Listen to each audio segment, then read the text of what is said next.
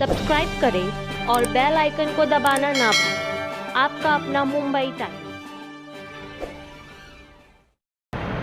Police Thane नकळगंज या ठिकाणी फिर्यादी दिनांक 13 जून 2026 रोजी पोलीस स्टेशनला आले। फिर्यादीचं नाव आहे कुलदीप किशन सिंग ठाकूर, वय 24 वर्ष, धरमपेठ या ठिकाणी राहणारे आहेत। हे इतवारी या ठिकाणी आले असता इतवारी भागात यांनी एक ई रिक्षा केलेला आहे। इतवारी रेल्वे पटरी या भागात असताना त्यांना 3 अनोळखी व्यक्तींनी आपल्या रिक्षामध्ये घेऊन गेले आणि रिक्षामध्ये घेऊन जाऊन एका गल्लीमध्ये त्यांना पैशाची मागणी केली व त्यांचा मोबाईल सुद्धा हिसकावून घेतला।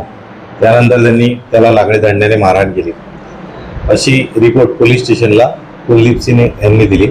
त्यावर त्वरित डीबी पथक व वरिष्ठांना माहिती देण्यात आली। घटनास्थळी ठिकाणी जाऊन पाहणी केली असता ती मोडस जी आहे ती आणि जुळते मिळते आरोपी यावर डीबी पथकाने चांगली कामगिरी केली आणि जे 3 अनोळखी इसम होते त्या तिघांचाही शोध घेतला। त्यामध्ये शेख वसीम शेख हासिम हा रेकॉर्डवरील गुन्हेगार आहे, जो यशोधरानगर येथील आहे। त्यानंतर दुसरा आरोपी निलेश मेंढोळे हा शांतीनगर पोलीस स्टेशनमधील आरोपी आहे। शेख वसीम उर्फ अकरम मोहम्मद रफीक, वय 38 वर्ष, टिमकी तहसील पोलीस स्टेशन, असे 3ही आरोपी वेगवेगळ्या पोलीस स्टेशन जे आहेत त्यांना पोलीस ठाणे नकळगंज यांनी अटक केलेली आहे। या गुन्ह्याचा सखोल तपास सुरू आहे।